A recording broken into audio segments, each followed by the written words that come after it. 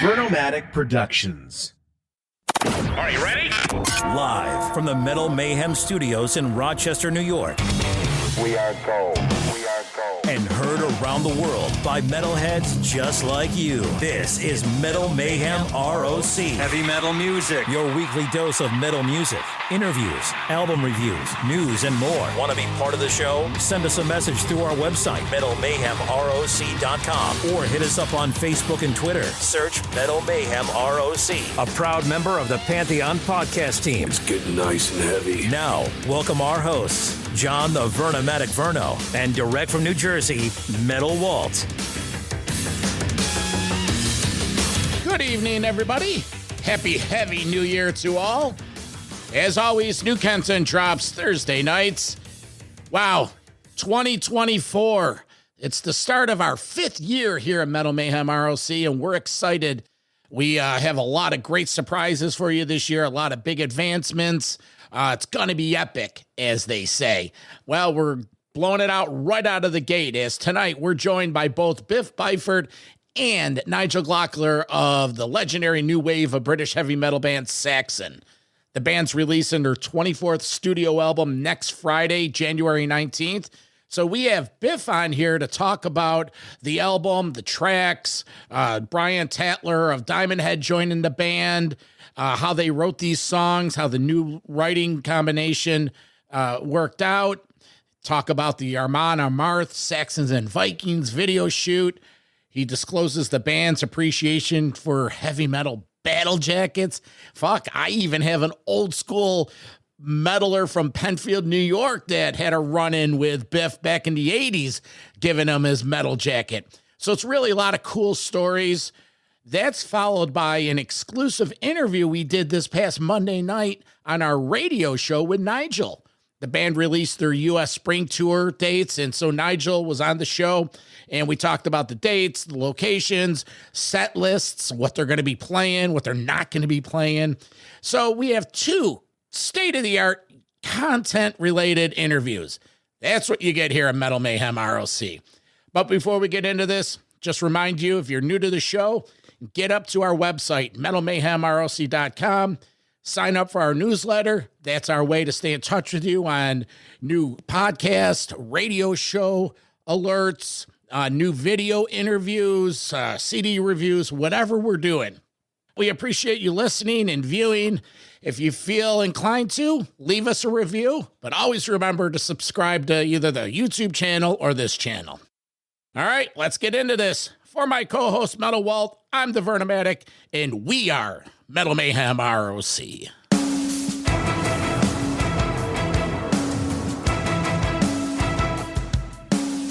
Biff, welcome to Metal Mayhem. How are you, my friend? I'm good. It's good to be there. Yeah, sitting here in my sort of darkness. Great. Well, it's not dark here in Rochester. That's where I am. I'd like to introduce you to my co-host, Metal Walt. He's down in New Jersey. Great. Been to New Jersey quite a lot. Nice place. Oh, thank you very much. And I've seen you guys many a times at the legendary BB King's Club on Times Square, which is no longer there, but many a great Saxon show. No longer there. No longer there. Yeah, it's a pity. A lot of these venues, that have got history are disappearing. It's the same in the UK. But that's how it goes. So, Biff, I have a question. Off the bat on the new album, Hellfire and Damnation. I think when you eventually retire, you should become a college history professor because you seem to know a lot about world history and sort of mystery. You're a very well-versed guy. Give you credit. Yeah, I'm very well read. I like history. It interests me. I was pretty interested in the history at school. I like music and history. That's about it, actually. So I like working with wood, but that's another story. But I was sort of into music and history, and not so good at maths and English, but I got better as I got older.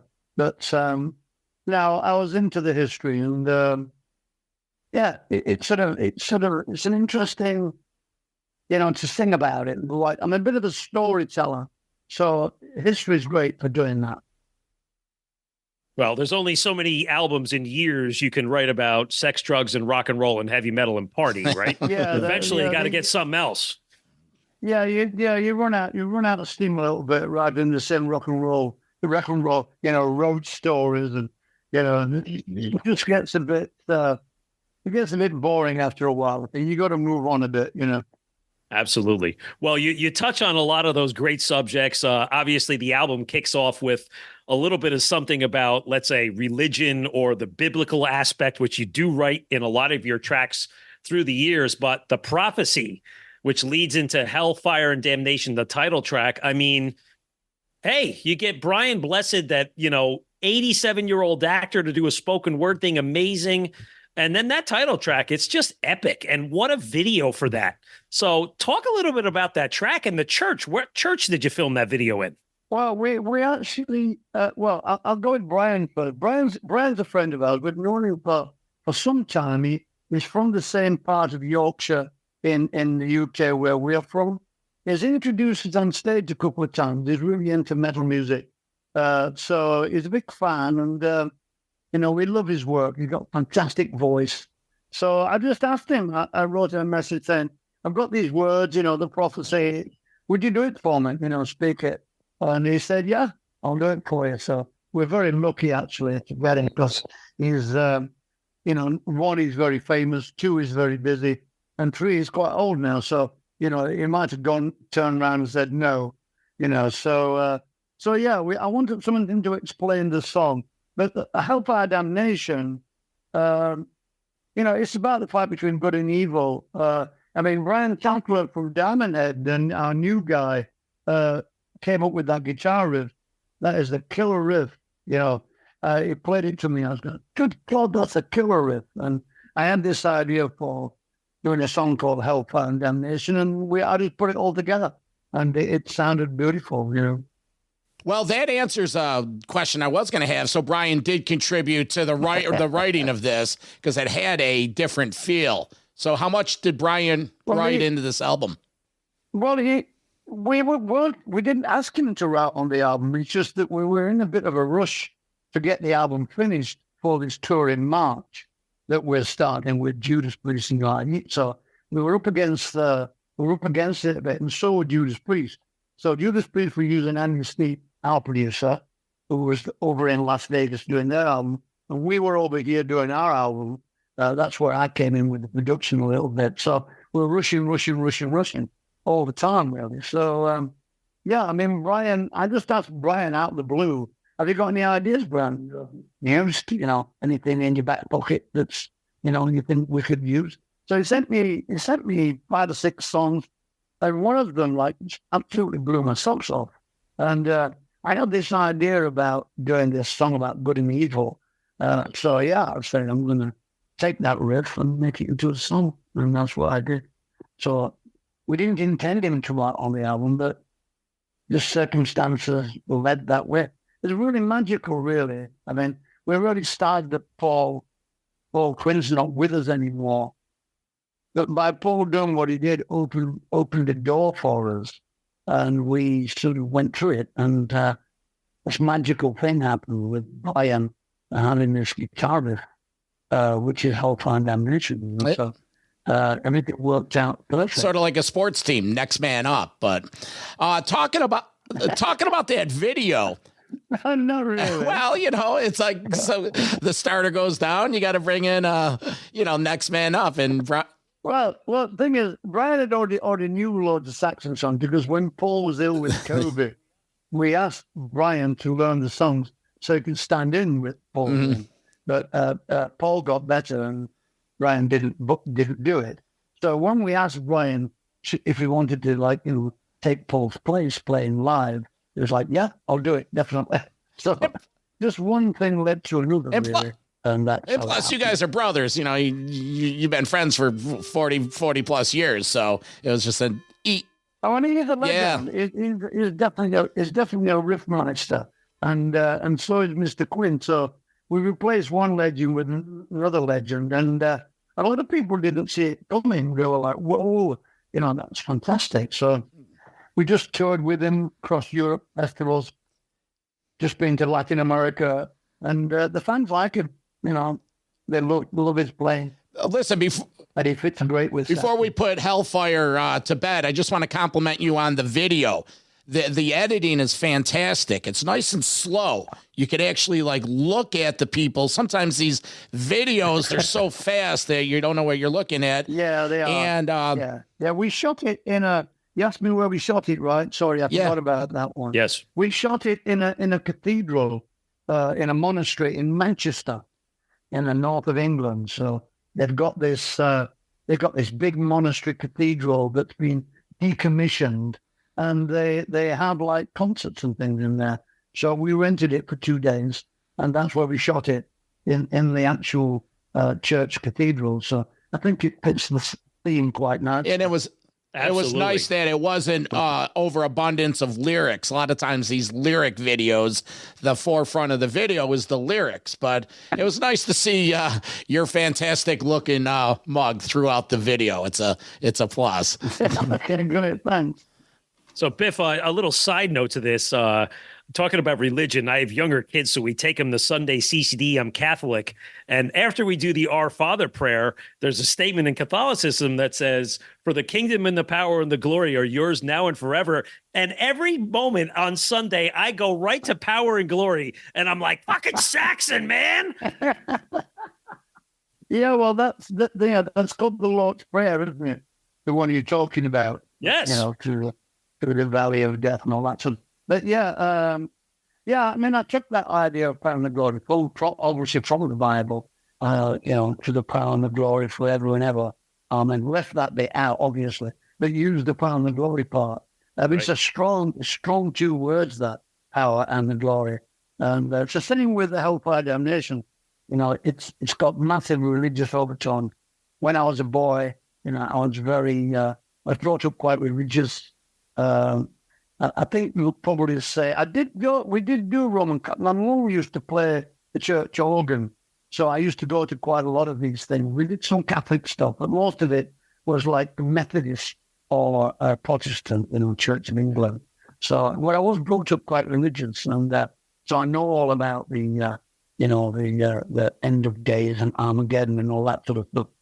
Because Hellfire and Brimstone preachers used to come through and tell the young people how, Satan will take our soul and all that sort of stuff. Not quite, Tracy time through it. Right. Well, you're with me in spirit and him every Sunday as I get up there. So, there you go. That's brilliant. Yeah. So the second track, Biff, Madame Guillotine. I mean, you talk about a contrast, right? This one yet becomes catchy and very melodic and really cool little bass open. And what we love the best about this, there's a lot of sarcasm and very clever and humorous lyrics tied back to the title. So talk a little bit about this track. Well, again, this is the Brian track as well. This is the Brian riff. And I heard it, and I had this idea to do a song about the French Revolution. Marie Antoinette getting her head chopped off by the guillotine. And the French used to call it Madame Guillotine. I think it's a bit of a sick joke, you're meeting Madame Guillotine tomorrow. So the natural lyrics are quite dark, but I wanted to do the chorus a little bit like an Alex Cooper thing, a bit more like theatrical. So all that, let me introduce you to Madame Guillotine, but please don't lose your head. It's a bit double entendre there. You can lose your head on the guillotine, or lose your head drinking too much, or I like it. It's a nice. I like the touch. I was thinking, should I put that in there? I thought, yeah, put it in there. It's cool. It's a good one. Very catchy and accessible. I like it too. Real good contrast between the first 2 tracks. Yeah, I wanted it that way. I wanted it to be like full-on metal, and then maybe bit more melodic metal, after it, sort of a bit more sort of more melody based. So yeah, and we smash into Fire and Steel and that's metal. That's fast. That's guitar. That's drums, and I could see that in the live set. We'll get to that, but yeah, talk about Fire and Steel. Well, Fire and Steel is about a city called Sheffield. probably made famous by Def Leppard. That's where they come from, Sheffield. But when I was a teenager, we used to go to Sheffield. It wasn't far from where we used to live. We used to go there and watch all the bands in the pubs and the City Hall and the theatre. When I saw many, many bands there. So Uriah Heep, actually, with Deep Purple in the 70s there. And it's famous for steel. If you eat a knife and fork in the 70s, then it was probably made in Sheffield. They made steel for the space shuttle and all sorts of things.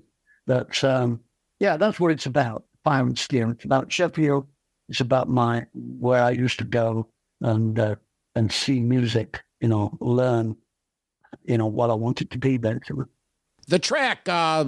There's something in Roswell. Obviously, does it have the UFO connection? Not the band, but the topic. Talk about this song. Well, Roswell is a ground zero for UFO enthusiasts. The question is, are you a believer or not? That's the question. I mean, I'm a believer. I think something happened in Roswell. I'm not fanatical, but I like the thought that something actually crashed there from another planet or another solar system. It's an interesting story, and it all started in Roswell. And I'm saying what I think. There's something in Roswell. Tell us the truth. Come on. I like the fuzzy guitar that opens the song because it sounds like, we're imagining that TV UFO coming over your head, right? Yeah, it's a bit like the Outer Limits program that used to be back in the day. We used to sit and watch that and freak ourselves out. But, some of the older people will remember the Outer Limits. Always stories about aliens and vampires and stuff. It's great.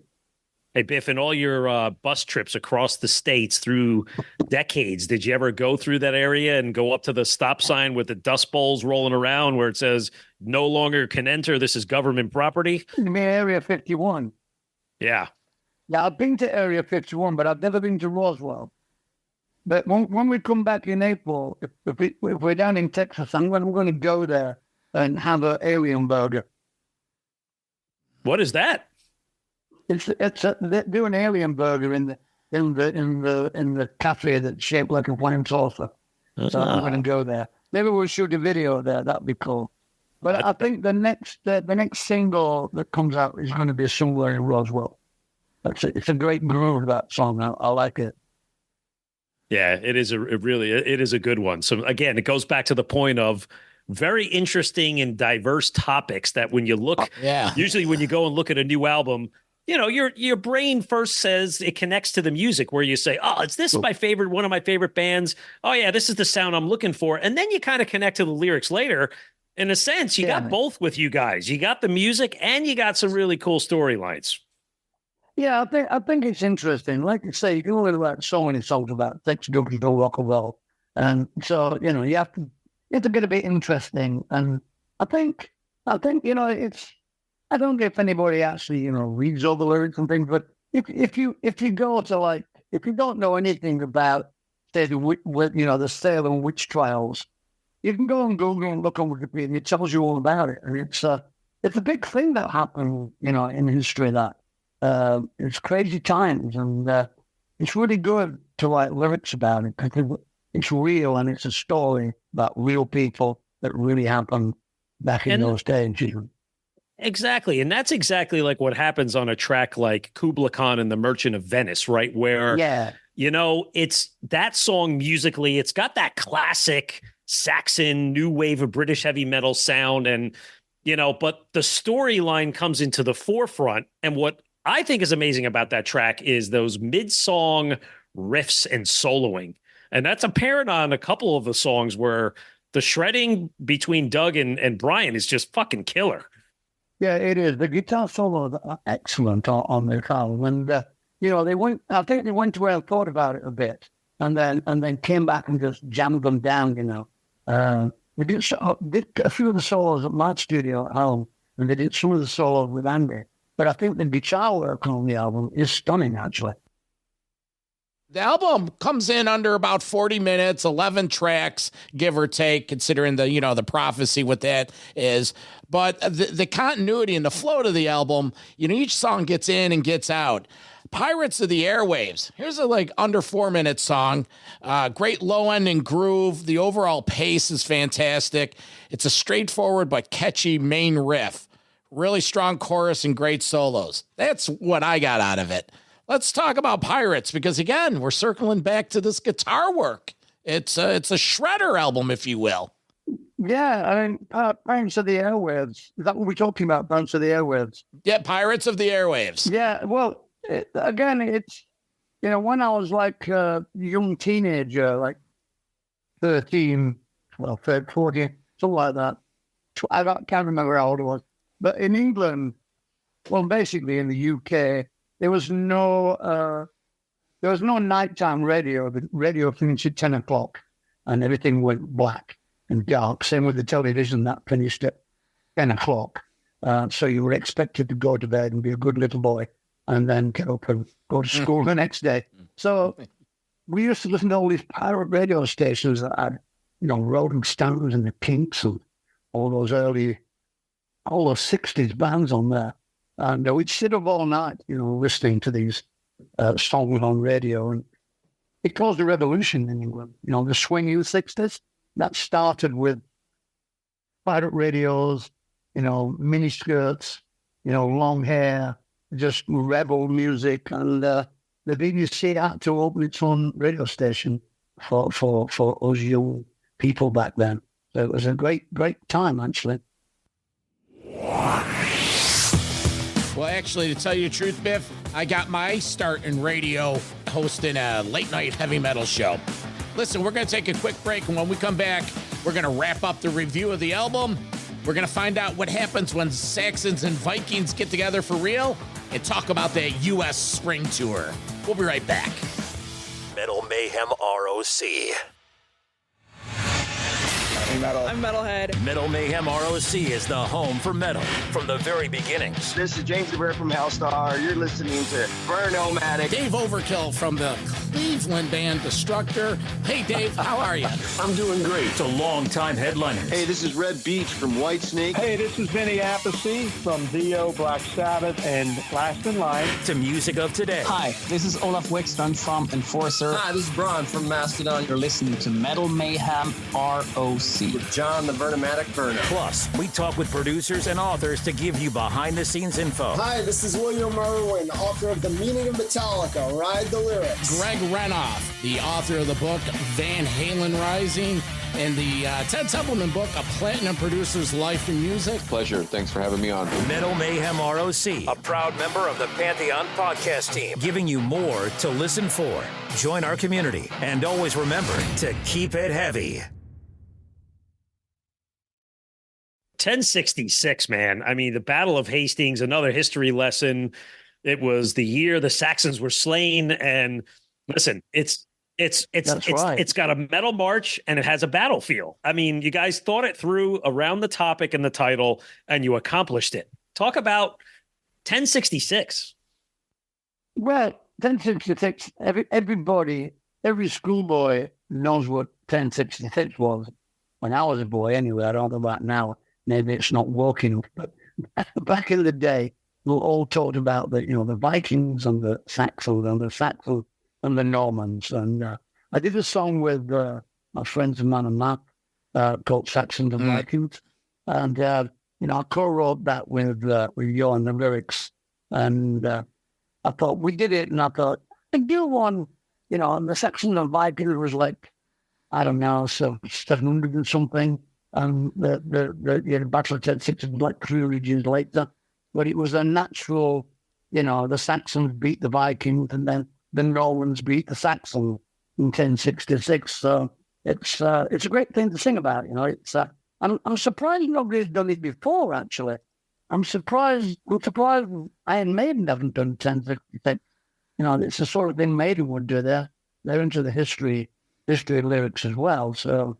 But, they didn't do so. We got to do it. So that's good. And I will tell you, talking about the Amon Amarth video, John and I were watching that video last night. It's great. I mean, the song is great, but the video It's itself, awesome. where the two bands come together for battle, like, holy crap! Like, where was? Were you guys on tour? Maybe in the summer in Europe, one of these big festivals, and Well, it was it was in no, it was just before it was after Paul retired, and just before we brought Brian in. So they asked us to go to Latvia, I think, which is up in the Baltics, to shoot the video, because you couldn't get away with that sort of stuff in England. The health and safety, you couldn't, because these guys that were fighting were really good for it. They were professional sort of reenactors, if you know what I mean. So yeah, it was great walking through the battles, and yeah, it was good fun. We shot it over 2 days, and yeah, great weather and great location. It's supposed to be in England, the Battle of Stamford, I think. But we couldn't do that in England. It wouldn't work. The big police and ambulance and all sorts of people there. We couldn't do it. So it was good. It was really good fun. I like the video. It's great. It's great. When I come in singing, it's like, whoa. It's like, well, go on then. So a lot of that video wasn't computer generated. That was actual. No, none of it's computer generated. It all actually happened. There was about 40 actors there, battling. People that are trained with swords and axes and shields, and that was all going on. I had my army, the Saxon army behind me, and they had their army, the Vikings, in behind them. And we walked towards each other through the woods and then met in some clearing. It's pretty good fun, actually. Really good fun. I do have a question about the guitar solo. Is that, I see Paul's in there, but is that Brian doing the lead, or is that Alavi? No, that was before Brian. There's Doug and Paul there. So, I mean, Paul had retired, and we said, do you want to go up there and do the video? He said, yeah, I'll go. So we took Paul up there. It works pretty good. It's great. Well, I just saw the long blonde hair, and I know Alavi from Amon doesn't have the long blonde hair, and it was so fast, the video. And so I wanted to ask you about it. Does he speak like that? Probably does he speak like that in person? Or does he, when he has a pint on the side, is he like, hey, Biff? That's pretty normal when he's talking. Like most of the guys that sing in the deep, sort of otherworldly voices that are pretty normal talking people. They don't like. Now they talk normal. I hope that maybe next summer, if you're playing Grass Pop or one of these big festivals, you guys are on the same bill. One of you guys can play that song and get you up there. That would be good to see that one up on YouTube. Yeah, that would be special to see it. Yeah. So one of my favorites on the album, Witches of Salem. I mean, who doesn't like a song that opens with screaming, burning witches? But what makes this one unique, it's kind of mid-place but heavy, and I feel like it's got a little bit of a blues swagger to it. And that's best guitar work on the album at the end on that one. Yeah, it's very sort of it's a very 1980s style song. It's got that sort of bluesy riff on it, which is pretty cool, really. And to sing about the Witches of Salem on that type of riff, you would think it wouldn't work, but it does work really well, Yeah. Well, the album ends with a great title and a supercharger, another classic fast Saxon song. Maybe singing about motorcycle racing, lots of shredding. It's about drag racing. We used to go and watch when the American air bases were pretty big in England. We used to go to a place called Santa Pod where the American GRs and things used to build these drag racers and race them there. And we'd never seen it before. We used to go down there quite a lot. So the song's about drag racing basically, and. Yeah, I mean, I think it's a great riff. It's Douglas Scattered riff, and I wanted to close the album with a bang, not go out on a ballad. So it works really well, I think, that song. Oh, it definitely finishes it appropriately. Well, Biff, we have to address the elephant in the room, and that's the much anticipated announcement of the U.S. dates. America's been a little PO'd because we haven't gotten our fill. Carpe Diem COVID took care of that. Carpe Diem, we didn't see it. No. I know you can't release dates. Can you give us a tease on states? Well, yeah. Is it going to be a whole country? As far as I'm aware, it starts on April the 23rd in Fort Lauderdale in Florida. That's what I've seen. And it goes up the East Coast. So it's probably going to be passing your area. Definitely. Well, we have two areas. Fortunately, Walt's down in the New York area. I'm Western New York, Rochester. Yeah, but I think there's quite a few shows in those areas, is what I'm saying. I don't think at the moment it's not a coast-to-coast tour. I think it goes from the East Coast across to the Midwest, maybe down into Texas, and then I think there's going to be a part 2 later on where we take up from Texas over to the West Coast. So I think I think it's a 7-week tour, so we'll be playing a lot of cities, definitely. All right, well, I think the rivet heads in the Metal Mayhem ROC community will be happy with the news that we're going to bring back to them. And you have Uriah Heep on the bill, which is a great opening band. I mean, you're going to be touring with them with Priest in the UK, and but what a great bill. Yeah. Yeah, it's a co-headliner show, so, we'll be closing some shows and they'll be closing other shows. It depends down to the water. Obviously, we need to, people, our American audience are growing and growing all the time. Where people are coming back to us that were big fans on the Power and Glory Crusader tours, and a lot of young fans are getting into us now. So on the Hellfire Damnation, I think 6% of the hits are from the USA. So which means our profile's gone up quite a lot there while we haven't been there. We did some pretty good tours. We did Motorhead, we did Judas Priest, we did UFO. So we played to a lot of people before COVID. So let's hope that everybody remembers. But we're going to do an album now. The album's a monster, so people can buy the album, CD, stream it. We don't care what they do, really. Buy the vinyl, buy the CD, stream the album, steal it, buy it, borrow it. We don't care. Get a copy and come see us live. That's what it's all about. January 19th, Hellfire and Damnation out everywhere.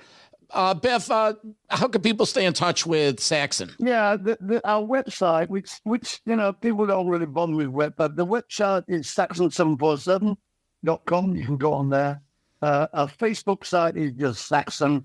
You can go on. If you Google Saxon band, it comes up. So you can go on Facebook. We're on quite a few. I don't think we're on TikTok, but we're on quite a few of those things. But yeah. So yeah, we're all over the place. Just put in Saxon band, you'll find us, and you can pre-order the album there, so you get it on the first day of release, which is January 19th. Well, Biff, this has been a pleasure, and we wish you the best with this album. Listen, John and I will tell you this, we were born to raise hell. We had Kim McAuliffe from Girl School on earlier in the year, and we talked about your killer cover of that song that included your buddy Phil Campbell. So born to raise hell, Biff, and we'll see you in New York and New Jersey in the spring. Yeah, definitely. We're coming, and keep the faith, and we'll see you all there. And buy the album, support the band. We're coming. Biff, I have one parting shot, and this is a long walk. Yeah, of course you do. One long walk down heavy metal memory lane. It was the spring of 1987. You're up in Rochester, New York at the Penny Arcade. You're about to do Denim and Leather, and my buddy has a jacket. You grabbed it, and you put it on, and you sang the song, and it's a legendary tale he shares with us. Tell me you remember the incident. Well, I do remember the incident because it's a bit of a trademark of ours now, because a lot of these early shows, as soon as people had phones, they started videoing this. People throwing jackets on the stage, battle jackets. So it's become a bit of a thing now. You know, we just came back from Mexico, absolutely crazy.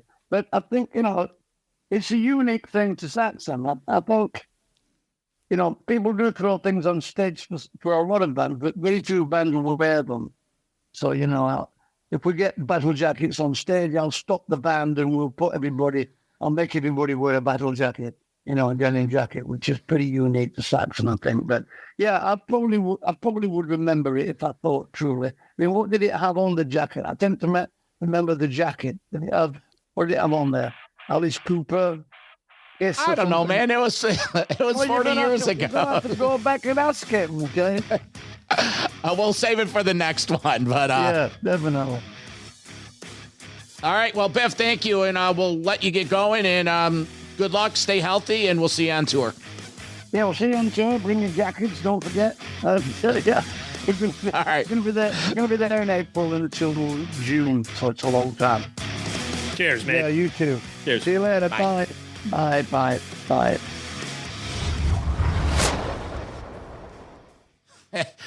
Biff, he's such a cool dude. True metal legend. He's been doing this 45 years, man. It's just, he just waves the flag. All right, listen, we're going to finish up this episode with a live interview we did with Nigel Glockler this past Monday night, January 8th. The band released their North American tour dates this past Monday, and we had them on our live radio show to talk about the tour, the set list, and all up-to-the-minute info. Just remember, you could find everything Metal Mayhem ROC related at our website, metalmayhemroc.com. Very user-friendly, state-of-the-art website. You could go directly to our YouTube channel. You could go directly to our live radio show on Monday nights. You could listen to new podcasts and archive podcasts right there. Our team does a great job assembling that. So again, metalmayhemroc.com. Join our community by signing up for the newsletter and stay in touch with us and get notifications on everything. All right, here we go. Me and Southern Cal interviewing Nigel Glockler this past Monday night on Metal Mayhem ROC Live. Have a great weekend, and remember, the album comes out next Friday, January 19th. It's everywhere. Get it, buy it, support it, get tour tickets. Fucking A, man, it's 2024. Raise the flag. I'm the Vernomatic, and this is Metal Mayhem ROC. Music from Gates of Paradox, the title track from their last release. Again, opening up for Armored Saint up here in Rochester in May. Check out the band, go to Bandcamp, friend them on Facebook, and get into the music. All right, well, it's 5 minutes to 7 o'clock, and we have on the line from, I think, Dallas, Texas, Nigel Glockler. You're down in Dallas, Nigel. Hi, guys. How are you doing? Good. Welcome. Hey, thank you for having me. So the dates are released. U.S. Saxon Uriah Heep joint tour. How excited are you to get back into the States? Tell us about it. Oh, great. You know, there's a lot of shows there, and I think there's more coming as well. I think it'll be a great tour, actually.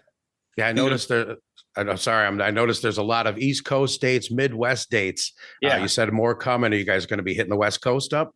I hope so. I presume so. It's just at the moment, you know, with the routing, it's like you just have to be careful of routing, and also you have to be, you know, watch availability. So, you know, but we always love playing the West Coast, so I'm sure something will crop up. 2 weeks ago, we had a chance to speak with Biff surrounding the brand new Hellfire and Damnation release that's coming out on the 19th. And he happened to mention that on this run, it was just East Coast. And then you go over to Europe and do the festival gigs. Yeah. And then coming over for the West Coast. So West Coast US, you'll get your dose of Saxon. All these years, all these albums, how do you put a set list together, and does it rotate between the different parts of the world? Yeah, I mean, a lot of that comes into it. I mean, obviously, when you go out on tour, the main thing, I'm not talking about festivals, I'm talking about on tour, the main thing is to promote your album. You know, but obviously then again, you've got to, you know, there are certain favorites you've got to play. You get lynched if you didn't put them in, you know. And which make it difficult because, you know, different countries have different sort of favorites, you know. So yeah, it's a bit of a nightmare at times, but you know, I mean, sometimes we sort of play around with it during the tour, you know, and or we might have a sort of you know, give the fans, the audience, the option, you know, in the middle of the set. We'll say, well, we can play this one or this one or this one, whichever one gets the loudest cheer, we're going to do, you know. Oh, there you go. I like that. Says, oh, sod it, we'll play all three of them. You know? So, you know. Well, let me ask you this: are you going to be breaking anything out of the vault? Something you haven't played in, you know, however many years? That I cannot say at the moment. I mean, we're still sort of sorting out what we're going to play at the moment. You know, so that's an ongoing thing. So still working on the set list. Obviously, you'll have some of the new songs in it, which this album is just killer stuff on here. 10 killer songs. Like Verno said, available January 19th on Silver Lining Records. All right. Now, talking about the new songs, how many of them have you rehearsed? How many are ready to go? Tell us about that. Well, I mean, you know, we sort of rehearsed and everything before we recorded and everything. And no, I mean, we're going to be going into some rehearsals. We don't actually like to rehearse that much, I've got to be honest with you, you know. But no, we'll be doing some rehearsals over here before we hit the road. And it's but I mean, we're all pretty familiar with the songs anyway, because it wasn't that long ago that we actually recorded them, you know. Well, 10 songs. Some of my favorites on there: The Fire and Steel, and I really was digging Pirates of the Airwaves, mainly because I had a connection to it, you know, that old after we heard the story, but you could tell it was had a radio theme and a radio feel. Any favorites from that album for you? Yeah, I mean, I think probably my favorite off the album is Madame Guillotine. Great tune. You know, great tune. I think Biff's lyrics on that are, you know, some of his best actually, because it's actually, the song is actually, the lyrics are talking from the point of view of the guillotine. So it's the guillotine speaking to you, singing to you, you know. Fortunately, we only have one advance single we could play, and it's the Hellfire and Damnation. I was hoping that there's something in Roswell. The song circulating around the whole UFO thing was gonna be released. Is there a new single that you guys are ready to get out there that we can look forward to? I haven't any idea what it's going to be. That I think we shot you know, a few videos while we were over in Europe, and so I think they're going to drop a teaser. So I couldn't tell you which one it's going to be. You know, your guess is as good as mine. I was about to say, I don't know when the last time you spoke with Biff was, but we sat down with him for an hour. I may have more info available to you than you have. So you never know. All right, well, let's take a deep dive. The song we've been playing, Hellfire and Damnation. And when we come back with Nigel, we're going to get a few questions from the listeners in the chat room. And Southern Cal's got a couple more questions for you. So here we go from the new one, Hellfire and Damnation, the title track, Saxon, Metal Mayhem ROC Live. How's everything going with Brian Tatler since he's joined the band? Yeah, really cool. I mean, he's slotted in so well. It's great. You know, he actually had sort of, although, the year before last, he nearly did a show with us because Paul was ill. But Paul recovered in time to do it, so he'd sort of rehearsed some of the songs. But I mean, he didn't have that much time to learn the full set, so it was a full on, and he's done amazingly well. All right, over in our chat room, we have a chat room going. We got some questions. Twitch wants to ask, what's your favorite Saxon album? Oh, geez, I know. It's God.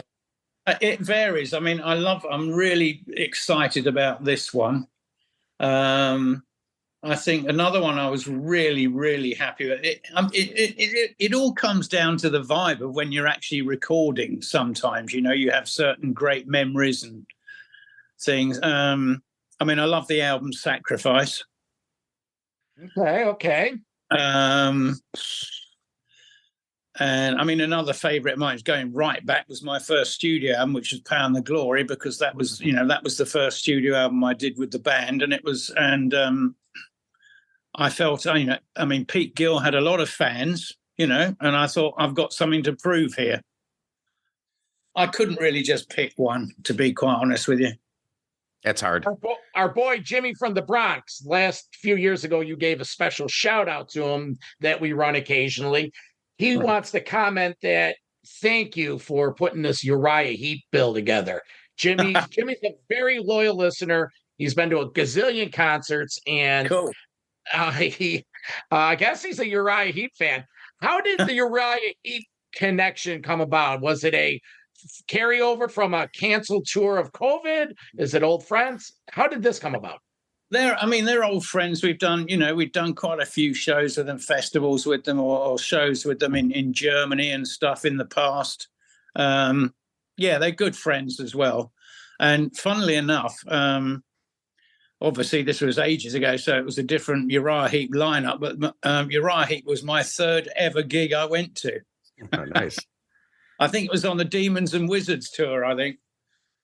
It was on Demons Wizards or Magician's Birthday, I can't remember, but I became really good friends with Lee Kerslake. When do tickets go on sale? And is there any chance for more dates to be introduced in addition to these for the East Coast? I mean, I think the tickets are going up pretty soon. I think I haven't got an exact date, to be quite honest with you, but I think they're going up pretty soon. The thing to watch is just keep an eye on the Saxon website, Saxon 747. Keep an eye on that, and all the info you need will be on that. And there are. I mean, I think there are some more gigs slotting in. We're just waiting to finalize them, I think so. All right, perfect. I started to say, you guys have been out. You talk about the opening bands, and right before you joined the band, Saxon opened some shows up for Rush in 1980, and we were just with the passing of Neil Peart yesterday. We were just wondering if you had ever had the chance to meet him, and if you got any stories about him to tell. I mean, the anniversary of his passing. Yeah, yes. The anniversary. Yes. No, I never got to meet him, actually. I mean, as to say, I wasn't in the band at that time, which I was really annoyed about, because I would have loved to have gone on tour with Rush, Never bumped into him, huh?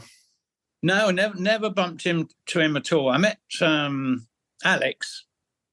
Great. What a great guy. Really like him. Nice guy. Really friendly guy. Comedian. But just a generally, he's a comedian, but what a generally nice guy he is, and a great guitarist. I mean, they're a great band. All right, well, you know what, Nigel, we're going to let you get going, but we want to thank you for joining us again. Saxon is strong up here at Metal Devastation Radio. Tons of requests. We always have a fun thing we do at the end of the show. Usually, the last half hour, I always play some Saxon, and we everyone jokes about, all right, go to the closet, get your battle vest. We're going to do a little Saxon, but we're going to do a little earlier tonight. So everyone, go to your closet, get your battle vest, and we're going to listen to a track. It was Nigel's debut back in 1983, and he came into the band. It was the Power, the Power and the Glory album, and the track "This Town Rocks." Nigel, thank you. You were going to play that. I knew it. Well, what do you mean? It's not cliche. It's such a killer. Oh yeah. Does that go down as your all-time favorite Nigel Glockler drum lick? No, that's great. No, I knew you were going to play that track. They go mad whenever we play that track. So I mean, that's a track. A lot of the time we have to play in America. Well, you know what? Cal's going to see you in Orlando. Me and the Metal Devastation and Metal Mayhem guys will see you down in New York, and we want to hear this. Nigel, thanks for your time, friend. Thank you, Nigel. Cool. Much. Well, we'll have a beer or three. Or 4, 5. Saxon, Metal Devastation Radio. Take care, guys. Thanks a lot. Thanks, Nigel. Appreciate it, man. All right. See you later. Thank you, Nigel. See you soon. Yeah, take care. Bye. Bye. Metal for life. Thank you for listening to Metal Mayhem ROC. Check out our website at metalmayhemroc.com for information on podcasts, archives, links to all our live radio shows, and all sorts of info. Please like, follow, and share with everyone, even your non-metal friends. And always remember to keep it heavy.